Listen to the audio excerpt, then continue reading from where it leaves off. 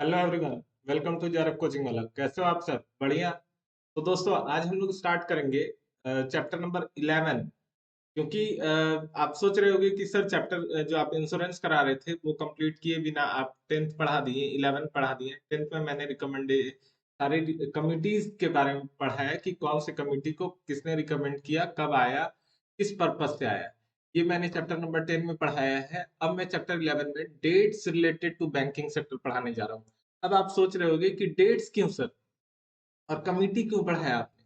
तो आप ये समझो कि पूरे बैंकिंग के अगर क्रक्स को हम लोग देखें तो एक तो सारी चीजें हैं जो थ्योरेटिकल बैकग्राउंड में है कि हाँ ये बैंक का रोल क्या है, फंक्शन क्या है, या ये बैंक कब आया, या बैंक का और भी अगर हम चीजों को देखें, इंश्योरेंस को पढ़ रहे थे या ईटा, सेबी, पीएफआरडीए, ये सब के बारे में पढ़ें तो ये सब का क्या रोल है, आरबीआई के बारे में पढ़ें, म्यूचुअल फंड क्या होता है, पेंशन फंड क्या होता है, fire insurance, health insurance, home insurance, और भी सारी चीजें जो भी बैंकिंग में पढ़े जिनका एक थ्योरेटिकल बैकग्राउंड है वो आप समझ लिए। एक तो ये पोर्शन है जिससे क्वेश्चन पूछ सकता है, एक पोर्शन ये होता है जिससे क्वेश्चन पूछता है कि आईएफसीआई कब आया, आप इडा कब आया, आरबीआई कब आया, आरबीआई एक्ट क्या कब आया, सेबी एक्ट कब आया, आरआरबी कब आया। तो स्टैटिक पोर्शन सारे डेट्स मैं शुरू से आपको बता रहा था कि डेट्स पे ध्यान देना है। चाहे आपको लाइफ का डेट्स याद रखना हो या एग्जाम के लिए यूनिट्स का डेट। जो बैंकिंग पढ़ा रहा हूँ तो बैंकिंग का डेट्स, अगर आप कॉम्पिटिटिव एग्जाम कोई और देते हैं तो उसमें जो भी आपका जनरल अवेयरनेस वगैरह का डेट होता है, या कह सकते हैं जनरल स्टडीज में जो डेट्स आते हैं, तो डेट्स याद रखना है भाई साहब। डेट्स भूल गए तो घर पे खाना भी बंद हो सकता है, समझ रहे हो। एनिवर्सरी भूल जाओ, आजकल तो एनिवर्सरी का क्या ही मैं बता दूं। फर्स्ट मंथ, सेकेंड मंथ, पता चले रोज रोज दिन एनिवर्सरी मनाए, ठीक है। पर डेट्स याद रखना है। जोक सपाट, हम लोग देखते हैं अगर डेट्स की ओर जाते हैं तो अगर बैंकिंग सेक्टर को हम लोग जितना पढ़े, अभी तो कंप्लीट नहीं हुआ है सर, अभी और भी लेक्चर्स आने हैं। बैंकिंग सेक्टर रिफॉर्म्स के हैं, डिजिटलाइजेशन बैंकिंग इंडस्ट्री या बैंकिंग सेक्टर बोल सकते हैं, ये जो सारे चैप्टर्स हैं वो आगे आएंगे। बट अभी मैं पहले डेट्स को पढ़ा दे रहा हूँ क्योंकि एग्जाम आ रहा है। एग्जाम बाकी सब्जेक्ट्स के अनाउंस हो गए हैं, कॉमर्स के नहीं हुए हैं, तो कभी भी लिया जा सकता है। तो आपका बेनिफिट इसी में है कि डेट्स वाले चैप्टर को अच्छे से रिवाइज कर ले, बार बार देख लें। नोट डाउन करना है तो नोट डाउन कर ले अच्छे से, ताकि आप एग्जाम के टाइम पे एक बार गो थ्रू कीजिएगा सारे डेट्स को, तो आपके लिए बहुत बेनिफिशियल होगा। अगर दो क्वेश्चन या एक क्वेश्चन भी आता है, 2 मार्क्स आ जाए, तो आप समझ रहे हो 1-2 मार्क्स ही आपको जेआरएफ या नेट से रोकता है, या जेआरएफ और नेट होने देता है। तो आप ये चीज को समझो, एक एक क्वेश्चन इंपॉर्टेंट है। तो डेट्स हम लोग सारा देखेंगे, चलते हैं क्लास में, है ना। देखिए आ गए हम लोग क्लास में। क्लास में हम लोग देख रहे हैं कि क्या है चैप्टर सर। चैप्टर है banking related dates, dates related to banking sector. कौन कौन सा डेट है? सबसे पहले हम लोग देखते हैं। थोड़ा ये आपको वीडियो लंबा हो सकता है मे बी, लेकिन यहीं पे समझते जाइएगा और देखते जाइएगा। ये समझने की चीजें नहीं है, याद ही करना होगा। स्टैटिक पोर्शन आपको याद करना होगा। तो आप एक बार आराम से देखिए कि हाँ क्या है sir. ATM force to change transaction cost. Transaction cost का जो चेंज आया एटीएम में फोर्स किया गया, वो 1 अप्रैल 2009 को किया गया है। 1 April 2009। Maturity period of treasury bill sir 91 days पढ़ाया था आपने, 182 डेज भी पढ़ाया था, 364 डेज भी पढ़ाया था।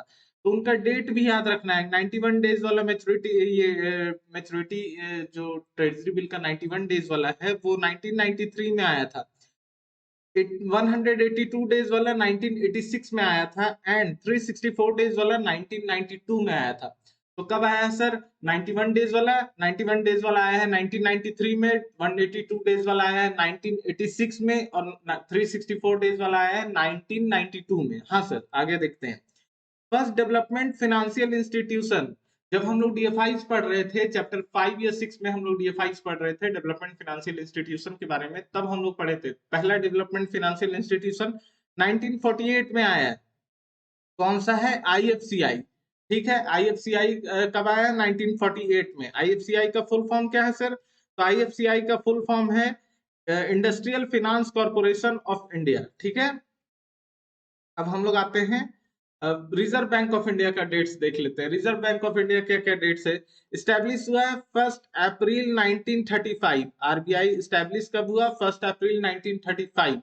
नेशनलाइज या इसको बोल सकते हैं लीगल स्टेटस ग्रांट करना 1 जनवरी 1949, इसको ऑल ओवर एक्सेप्टेंस मिला 1 जनवरी 1949 में। और आरआरबी एक्ट कब बना था? 1934 में, ठीक है। एक्ट 34 में बन गया, मतलब एक्ट बन गया कि आरआरबी बनाना है। फिर आरआरबी आया 1935 में, और नेशनलाइज या बोल सकते हैं ओवरऑल एक्सेप्टेंस इसका 1949 में हुआ, ठीक है। सेबी का पढ़ते हैं, इस्टेब्लिश कब हुआ? 1988 में। ये इस्टेब्लिश पहले हो गया, एक्ट बाद में आया है भाई। तो इस्टेब्लिश हुआ 1988 में। ग्रांट लीगल स्टेटस 12 अप्रैल 1992 में। लीगल स्टेटस इसको कब मिला? 12 अप्रैल 1992 में। और सेबी एक्ट भी आया है 1992 में। Insurance regulatory development and authority India, ईडा। ईडा का क्या है? केम इनटू एग्जिस्टेंस अप्रैल 2000, और ईडा एक्ट है 1999। इसका जो ईडा का हम लोग देखे तो ईडा का याद कीजिए, जब हम लोग ईडा पढ़ रहे थे तब हम लोग देखे थे 2000 अप्रैल, तो ऑलमोस्ट देख रहे हो भाई, सब अप्रैल है। यहाँ भी ये अप्रैल में आया है, यहाँ भी ये 1 अप्रैल 1935, यहाँ भी 12 अप्रैल 1992, यहाँ भी अप्रैल 2000। ध्यान रखना इस चीज को। तो ईडा कब आया? केम इनटू एग्जिस्टेंस अप्रैल 2000, और ईडा का एक्ट है 1999। इंडियन बैंकिंग रेगुलेशन एक्ट आया था 1949 में, ठीक है। मैं कोशिश किया हूं कि इसमें सारे डेट्स को कवर कर सकूं, all important dates covered under this topic. But अगर कुछ डेट छूटता है, आपको कहीं से पता चलता है, कोई और बुक्स में, वीडियोस में, कहीं भी, आप फोकस होना चाहिए कि आपका प्रिपरेशन अच्छे से हो। कोई डेट्स अगर मिसिंग भी है, कोई छूट भी गया होगा, तो आप उसको अपने जब आप नोट्स रेडी कर रहे हैं या आप रिविजन वाला जो बुकलेट रेडी कर रहे होंगे कि ये एग्जाम टाइम में हमको गो थ्रू करके जाना है, उसमें आप जरूर उसको मेंशन कीजिएगा। ऐसा नहीं है कि यही डेट्स इनफ है, आपको कहीं से कोई डेट्स मिलता है आप जरूर देख ले। बट मेरे अकॉर्डिंग ये है कि मुझे जितने इंपॉर्टेंट और जरूरी डेट्स लगे वो सारे मैंने इसमें डाल रखा है ना। Cooperative bank are registered under cooperative society act 1912। Cooperative society act 1912 के अंदर कोऑपरेटिव सोसाइटी एक्ट को रजिस्टर किया गया है, ठीक है। कोऑपरेटिव बैंक को रजिस्टर किया गया है। First bank establish in India, bank of Hindustan. First bank India में जो बना वो बैंक ऑफ हिंदुस्तान था, वो 1770 में बना। First public bank, second bank establish in India, the general bank of India 1786। 16 साल बाद फिर जनरल बैंक ऑफ इंडिया आया, वो सेकंड बैंक था इंडिया में, है ना। General bank of India 1786। फिर आते हैं हम लोग first public bank, bank of Venice 1157। इसके डेट को लेके थोड़ा कंट्रोवर्सी है, कहीं कहीं 1447 भी दिखेगा, कहीं कुछ और भी डेट दिखेगा। बट ये मुझे ज्यादा ये लगा, ऑथेंटिक लगा 1157 का, कुछ जगहों पे मैंने देखा तो इसलिए मैं मेंशन किया हूँ। First central bank of world 1668 में आया था, फर्स्ट सेंट्रल बैंक। अब देखिए क्या सीन हुआ। पहले हम लोग का आया जो हम लोग का बैंक ऑफ बंगाल था, बैंक ऑफ बॉम्बे और बैंक ऑफ मद्रास, मतलब bank of Bengal, bank of Bombay और बैंक ऑफ मद्रास जो था, ये तीनों को मर्ज कर दिया गया।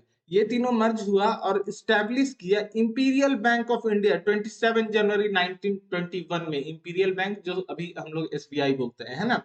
तो ये तीनों मर्ज होके बैंक ऑफ बंगाल कब आया था? 1809 में। बैंक ऑफ बॉम्बे आया था 1840 में, और बैंक ऑफ मद्रास आया था 1843 में। ये तीनों जो जो था, तीनों को मिला दिया गया, तीनों मिल के स्टैब्लिश किया इंपीरियल बैंक ऑफ इंडिया 27 जनवरी 1921 को, है ना। 27 जनवरी 1921 को एक नया बैंक हो गया, ये तीनों मर्ज होके, वो था imperial bank. Imperial bank nationalise हुआ एसबीआई एक्ट 1955 में। एसबीआई एक्ट 1955 में इसको नेशनलाइज किया गया। 7 subsidiary of SBI were nationalised in 1959। 7 और जो एसबीआई के सब्सिडियरीज थे उनको नेशनलाइज कर दिया गया 1959 में। फिर 14 मेजर बैंक, 14 मेजर बैंक को नेशनलाइज किया गया 19 जुलाई 1969 में। पहले तो इंपीरियल बैंक बना 1955 में, उसको ये किया गया, नेशनलाइज किया गया इंपीरियल बैंक को। फिर 7 सब्सिडियरी ऑफ एसबीआई को नेशनलाइज किया गया 1959 में। फिर 14 मेजर बैंक को नेशनलाइज किया गया 1969 में। 10 साल देख रहे हो भाई साहब, 59 से 69, है ना। 19 जुलाई 1969, ठीक है। फिर 6 बैंक को नेशनलाइज किया गया 1980 में, 11 साल बाद। यहाँ 4 साल बाद, फिर 10 साल बाद, फिर 11 साल बाद। याद रखिएगा, एक भी डेट याद रहेगा तो बाकी आप याद कर लीजिएगा कि 1955 अगर याद है तो आपको याद रहेगा 4 साल बाद सात एसबीआई को नेशनलाइज किया गया था, फिर 10 साल बाद 14 बैंक को नेशनलाइज किया गया, फिर 11 साल बाद 6 बैंक को नेशनलाइज किया गया, ठीक है, 1980 में। आरआरबी कब आया था भाई साहब? आरआरबी हम लोग पढ़े थे, आरआरबी आया था 26 सितंबर 1975 में, 26 सितंबर 1975 में नरसिम्हा कमेटी के रिकमेंडेशन से आरआरबी को बनाने का सोचा गया था, ठीक है। आरआरबी का एक्ट कब है? आरआरबी मतलब रीजनल रूरल बैंक। आरआरबी का एक्ट है 1976, ठीक है, पहले खुद आ गया बाद में एक्ट आया। यूनिट ट्रस्ट ऑफ इंडिया मतलब म्यूचुअल फंड भाई, स्टैब्लिश कब हुआ है? 1964 में। SBI started mutual fund operation 1987, UTI लेके आया म्यूचुअल फंड को 1964 में, और 1987 में एसबीआई को बोला कि आप भी म्यूचुअल फंड का ऑपरेशन कर सकते हो, मतलब उस पर काम कर सकते हो, ठीक है। अब आते हैं infrastructural development finance company, IDFC. ये स्टैब्लिश हुआ 30 जनवरी 1997 को। आईडीएफसी कब हुआ था? 30 जनवरी 1997 को। वर्क स्टार्टेड 9 जून 1997। वर्क स्टार्ट किया 9 जून 1997। आप लोग प्रिपरेशन कर रहे हैं, कितनों का ये ईयर बर्थडे होगा, है ना? याद रखिएगा, उससे आपको जिस चीज से भी रिलेट करके डेट्स याद रहे जरूर याद रखिएगा। नेशनल बैंक फॉर एग्रीकल्चर मतलब NABARD, national bank for agriculture and rural development, NABARD कब आया भाई? स्टैब्लिश हुआ 12 जुलाई 1982, मतलब 12 जुलाई 1982 को, है ना। अब आते हैं industrial finance corporation of India, अभी हम लोग ऊपर पढ़ रहे थे, आईएफसीआई 1948, 1948 में स्टैब्लिश हुआ। ये फर्स्ट डीएफआई था हमारा इंडिया का, ठीक है। Industrial development bank of India, IDBI. IDBI कब आया भाई साहब? आईडीबीआई आया है 1964 में, जब यूटीआई आया था। यूटीआई म्यूचुअल फंड, वो भी 1964, आईडीबीआई वो भी 1964, याद रखिएगा। आईडीबीआई आया, आईडीबीआई का सब्सिडियरी एक कंपनी लेके आया 1990 में, जिसको सिड भी बोलते हैं। आईडीबीआई तो small industrial development bank of India, सिड भी 1990 में आया, जो है सब्सिडियरी आईडीबीआई का। और मुद्रा बैंक 2015 में आया, जो सब्सिडियरी है सिडबी का, ठीक है। ऐसे रिलेट करके याद रखना है, देख लीजिए ये तीनों को, ठीक है। फिर आते हैं स्टेट बैंक कब आया भाई साहब? याद कीजिए, इंपीरियल बैंक जो नेशनलाइज होकर एसबीआई एक्ट के तहत हुआ, तो वो हुआ 1955 में, है ना। EXIM bank, export import bank, जो हम लोग चिल्ला चिल्ला के पढ़ रहे थे, एक्सपोर्ट इंपोर्ट बैंक, वो आया है 1981 में, ठीक है। Industrial credit and investment corporation, ICICI, इतना बार सीआईसीआई कर दिया कंफ्यूज हो जाएगा इंसान, फिर भी आईसीआईसीआई बैंक जो है 1955 में जब एसबीआई आया था, ठीक है। आईसीआईसीआई बैंक लिमिटेड, वो अपना एक सब्सिडियरी ओपन किया बैंक लिमिटेड के नाम से, वो 1994 में किया, और जो दोनों आईसीआईसीआई और आईसीआईसीआई बैंक लिमिटेड दोनों मर्ज हो गया 2002 में, ठीक है। आगे बढ़ते हैं।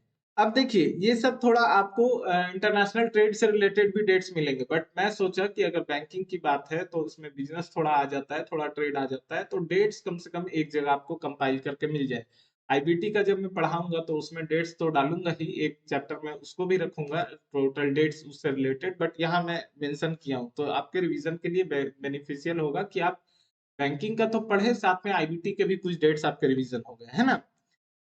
वर्ल्ड बैंक 1944 में 1944 में ब्रिटेन वुड कमीशन कॉन्फ्रेंस में इसको बात रखा गया था, ठीक है। 1945 में 1945 में इसको बनाया गया, और 1946 में ये केम इनटू फोर्स, मतलब काम करने के लिए आ गया, ठीक है। आईएमएफ क्या है? आईएमएफ 1944 में उसी कॉन्फ्रेंस में इसका भी डिस्कशन हुआ था। 27 दिसंबर 1945 में स्टैब्लिश हो गया। 1 मार्च 1947, 1947 टाइम की बात है भाई, याद रखना, आजादी वाला टाइम, ये केम इनटू फोर्स, मतलब वर्क में आ गया, है ना। अब आते हैं international development association, IDA.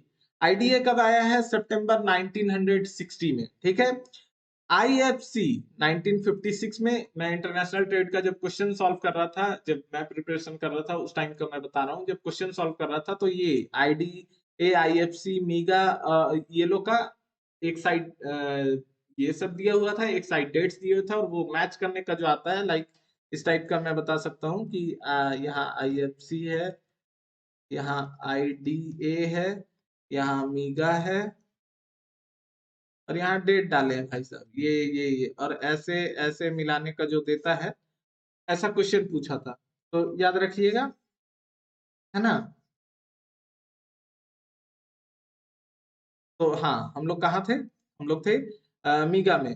IFC कब आया, 1956। मीगा कब आया, मल्टीलैटरल इन्वेस्टमेंट गारंटी एजेंसी, 1988 में, है ना। फिर आया एशियन डेवलपमेंट बैंक, ADB, 1966 में। अब आते हैं वर्ल्ड ट्रेड ऑर्गेनाइजेशन का बात। वर्ल्ड ट्रेड ऑर्गेनाइजेशन 15 अप्रैल, अप्रैल तो भाई भरमार है, मेरा एकदम बर्थडे ईयर है, ये बर्थडे मंथ है। 15 अप्रैल 1994 पास्ट, इसलिए मैं अपने बर्थडे से आगे पीछे कर करके रिलेट करके चीजों को याद रखा था। बर्थडे मत पूछने लग जाना कमेंट में, है ना। 15 अप्रैल 1994 को ये पास हुआ माराकेश एग्रीमेंट में, और 1995 में ये अपने वर्क में आ गया, ठीक है। नेशनल हाउसिंग बैंक, NHB हम लोग पढ़ रहे थे, DFI का जो हाउसिंग NHB वाला सेक्शन में हम लोग हाउसिंग बैंक को पढ़े थे, उसमें हम लोग पढ़े थे स्टैब्लिश हुआ 1988 में, ठीक है। बैंकिंग कमीशन कब स्टैब्लिश हुआ है, 29 जनवरी 1969 में। बैंकिंग कमीशन 29 जनवरी 1969 में आया banking commission. National electronic fund transfer, NEFT, NEFT आया 2005 में। आपको एक चीज बता दूं कि निफ्ट और RTGS, ये दोनों मतलब अपने देश में पैसा ट्रांसफर करने के लिए यूज होता है, और स्विफ्ट होता है फॉरेन कंट्री में पैसा ट्रांसफर करने के लिए। ये इससे रिलेटेड नहीं है, बट मैं बता रहा हूँ एज ए जनरल कि आपको याद रहे, ताकि क्वेश्चन गलती से आ जाता है, क्योंकि स्विफ्ट का क्वेश्चन आया है, तो अगर ऐसा आता है तो आपके दिमाग में रहे कि हाँ सर पढ़ा रहे थे, तो कुछ ऐसा बोले थे। क्योंकि जब आप कुछ पढ़ते हो तो शायद भूल जाओ, सुनते हो वो चीजें ज्यादा याद रहती है, ऐसा मेरा मानना है। मॉनेटरी पॉलिसी कमेटी स्टैब्लिश हुआ है 2016 में। जो हम लोग का डिमोनेटाइजेशन हुआ था, मोदी जी जो रातों रात नोट बंद कर दिए और आप एकदम हाय हाय करने लगे, करोड़ों रुपए छुपा के रखे थे sir.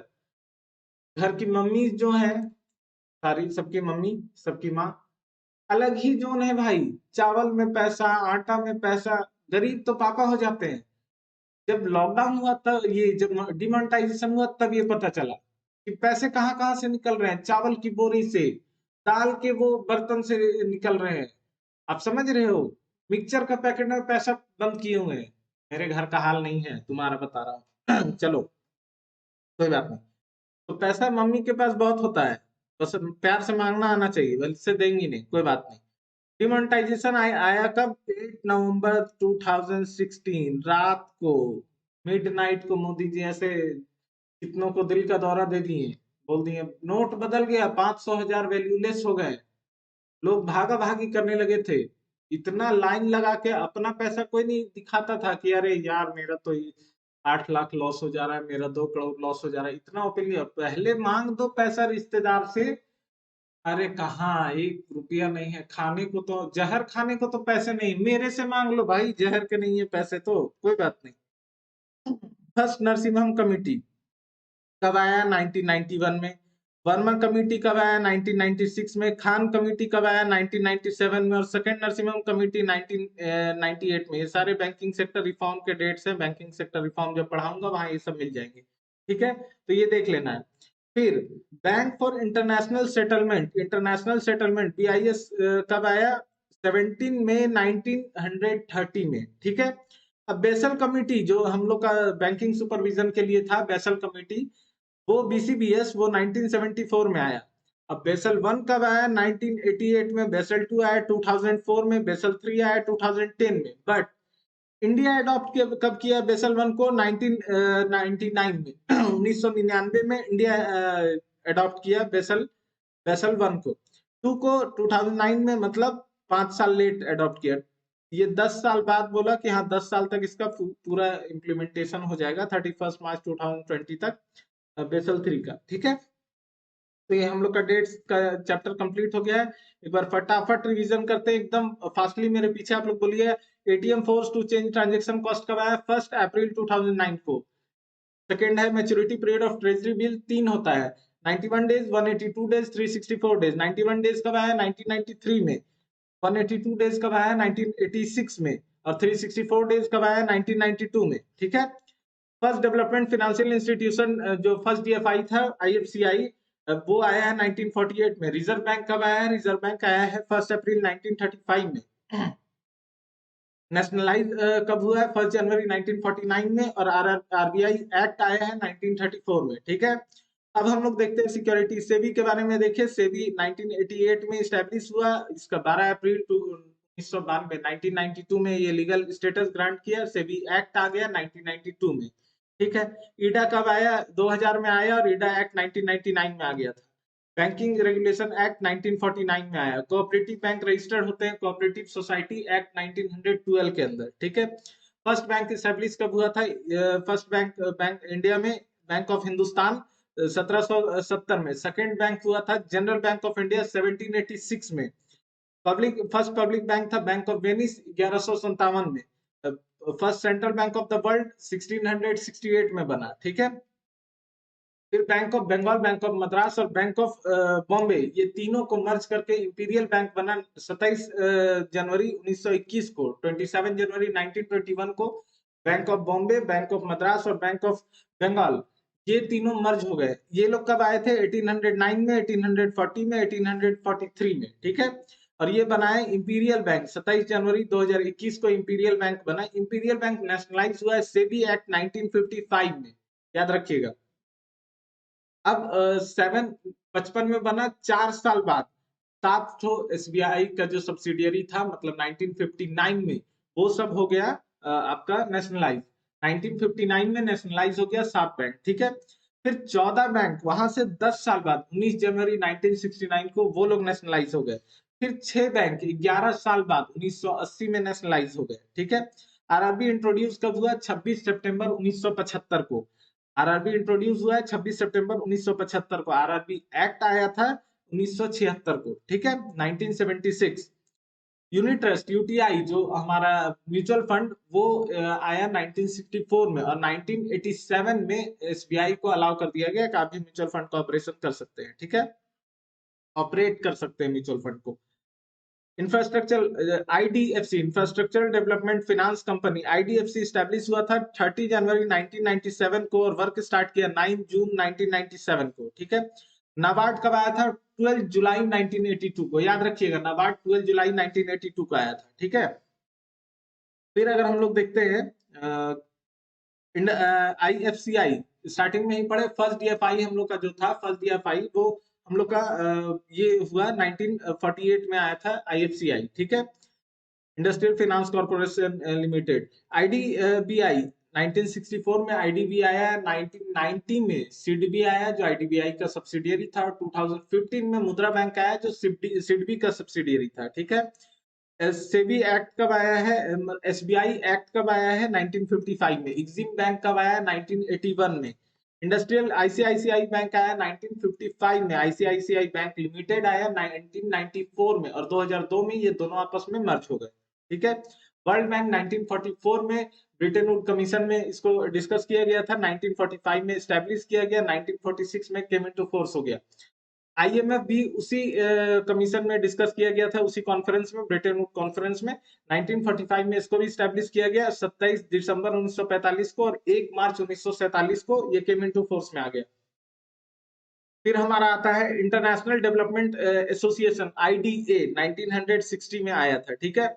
International finance corporation, IFC, 1956 में आया। मीगा 1988 में आया, है ना। फिर एशियन डेवलपमेंट बैंक, एडीबी, 1966 में आ गया। वर्ल्ड ट्रेड ऑर्गेनाइजेशन 15 अप्रैल 1994 को मार्केट एग्रीमेंट में इसको साइन किया गया। 1995 में केम इनटू फोर्स में आ गया। ठीक है। नेशनल हाउसिंग बैंक, एनएचबी, हम लोग एनएचबी हाउसिंग को पढ़े थे, तो 1988 में एनएचबी आया है, एस्टेब्लिश हुआ है। बैंकिंग कमीशन कब हुआ? 29 जनवरी 1969 में बैंकिंग कमीशन एस्टेब्लिश हुआ है 29 जनवरी 1969 में।